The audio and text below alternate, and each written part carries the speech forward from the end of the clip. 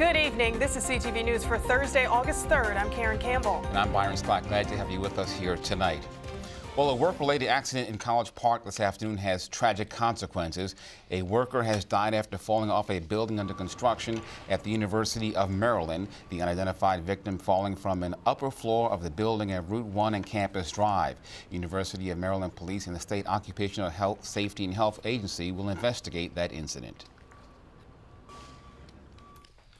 Well, President Donald Trump says immigrants who want to come to the U.S. must speak English, have a job skills, and be financially stable. Trump introduced legislation, or backed legislation rather, on Tuesday, which is called the RAISE Act. It changes the way green cards are approved based on merit or a point system.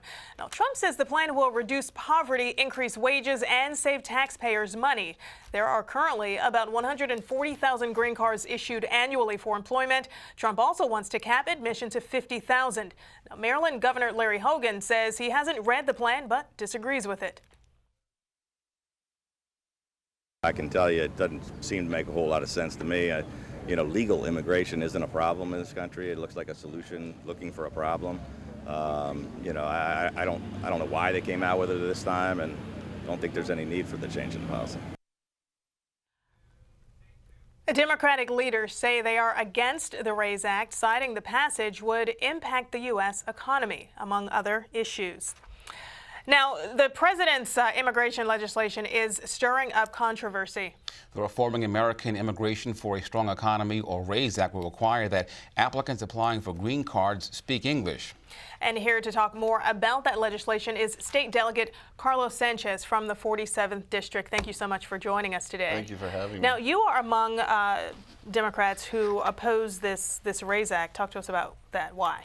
Well, I mean, simply, this legislation really, as the governor stated, it really goes after a problem that we don't have here. It's a solution looking for a problem. We're talking about legal immigration. And what you're doing is first of all, you're eliminating certain subsects that could come in, right? So right now I'd be able to, if my parents didn't live in this country, I'd be able to apply for them and get them to come here legally. But now this legislation will eliminate that, right? It really just keeps it to spouse and children under 18, which has a big effect on families that move here, want to set up, want to be prosperous, and want to give other family members an opportunity to be successful in this country. It really does impact that. So what's really at issue at this? You called it, back a year earlier, you called it red meat for his base. Yeah, I mean, as we're seeing, the president's numbers keep dropping, right? And so as his numbers keep dropping, especially with the Republicans, he's got to find a way to get his numbers back up with what was his base that carried him into the White House. And so this is an issue that every time he yelled about the wall, every time he yelled about immigration, it got their attention. And so now he needs to find something that he can throw out there. This legislation really doesn't have a chance to move in the Senate.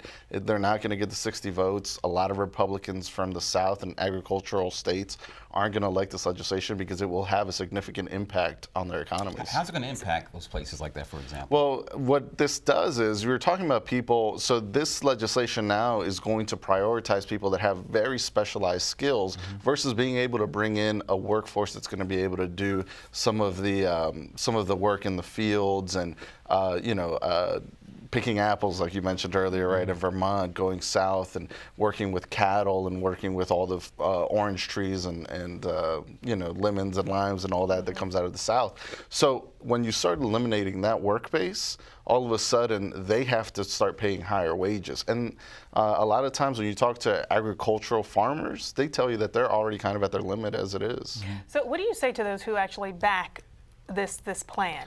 Well, I mean, I think believe they're getting a better handle on immigration. Yeah, I mean, I don't think this goes to the issue, right? Their main concern is undocumented immigrants and supposedly criminal undocumented immigrants, right? But we saw a case just yesterday, these two brothers from Bethesda, the Claris brothers, who were deported, even though the youngest one had just gotten a scholarship to go to college, right? So he's trying to do the right thing, and all of a sudden he's being deported because he wants to tell them, hey, I'm gonna be living in North Carolina because I got a scholarship to go to college. I mean, I think we need to focus on what the issue is, and that's criminality in the undocumented community instead of legal immigration. The president says this will help the American worker. Is that true as you see it? No, it's not at all. If anything, right, as we're trying to develop our students, especially here in the county, right, we want to develop our students to be able to take these highly skilled jobs. Those are the folks that they want to bring in. All right. Okay. Well, thank you so very much for joining us. Yeah, thank you. All right. Well, it's time to fill up your tank, so do you drive the extra few miles to find the cheapest gas? If you're one of the many who do, you may wonder why some areas of the county are priced so much higher than others. Patricia Villone tries to find out some answers to that question in tonight's report. $2.19 in Beltsville, $2.21 in Laurel, $2.44 a gallon in Forestville. Why is there such variation in the price of gasoline in the region? Maryland has passed a law called the below cost law, which means you can't sell gasoline below the price of your competitor. John Townsend of AAA says the major gas companies use zone pricing, where the price is determined by the zip code or demographics of the area.